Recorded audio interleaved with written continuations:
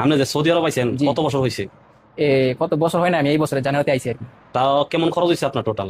আমার টোটাল আমি যে আইছি আপনার 1,50,000 এরকম আর কি অনুমানিক। এত কম টাকা দিয়ে কিভাবে আসলেন? কারণ আমার ভিসা দিছে, ভিসা সবকিছু মাগনা পাইলাম আর কি, কিন্তু কোনো টাকা পয়সা মাগনা নেই। পাইছেন, এর কারণ কি, কেন মাগনা পাইলেন? কারণ আমার প্রফিট ভালো, লোক ভালো, সেই জন্য আর কি মাগনা উনি। তো প্রত্যেক মাসে আপনার বেতন কত টাকা পাইতেছেন? এটা অবশ্য পার্সোনাল জিনিস, তারপর আপনি বললে মানুষ উপকৃত হবে আর কি। এইটা পার্সোনাল, এটা পার্সোনালি থাকো, কারণ এটা হইলে এটা দেখেছি একটু আনুমানিক। আনুমানিক ধরেন 1,000-1,200 এরকম হবে আর কি। তো যাক, আপনি তারপরও মোটামুটি ভালো আছেন। আপনার দোকানে দেখা যায় আপনি দোকানের কাজ বিষয়ে আসছেন নাকি? জি জি, যে বিষয় হয়েছে। তো যারা নতুন বিদেশে আসবে তাদের জন্য আপনি কিছু বলেন। তাদের বিষয়ে বলো বলতে, দালালের মাধ্যমে না আসাটাই ভালো আমার কাছে লাগে আর কি।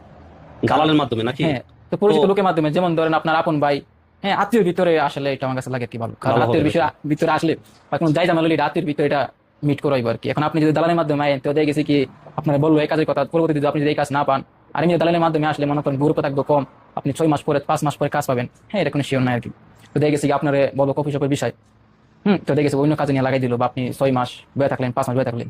তো আমার সাপোজ আমার সাথে কয়েকজনের পরিচিত আর কি ভাই ধরতে গেলে, তো তারাও আইসি দালালের মাধ্যমে 5 লাখ টাকা, 5.5 লাখ টাকা, 6 লাখ টাকা বাইঙ্গে আইসি আর কি।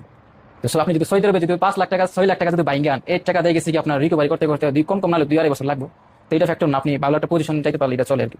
এর মানে অবশেষে বুঝতে পারলাম, যারা কর্ম জানে ভালো ধরনের ইলেকট্রনিক্স এর বা হ্যাঁ, হাতে কাজের যারা মূল্য কাজ আছে। জানে তারা আসলে আশা করি ভালো হবে হ্যাঁ হ্যাঁ, নাকি? হাতে কাজের একটু ভ্যালু আছে, কারণ হাতে কাজ জানলে যে কোনো কাজ যে কোনো জায়গায় গিয়ে কাজ করা যায় আর কি। আর যারা কাজ জানে না তারা সৌদি আরব না আসাটাই সবচেয়ে বেটার। জি জি, কারণ আপনি যদি মনে করেন একটা কাজ হাতে কাজ শিখাইলেন, তো আপনি এক জায়গায় যদি ওই কাজটা না পান, আপনি অন্য জায়গায় গেলে এটা অবশ্যই পাবেন।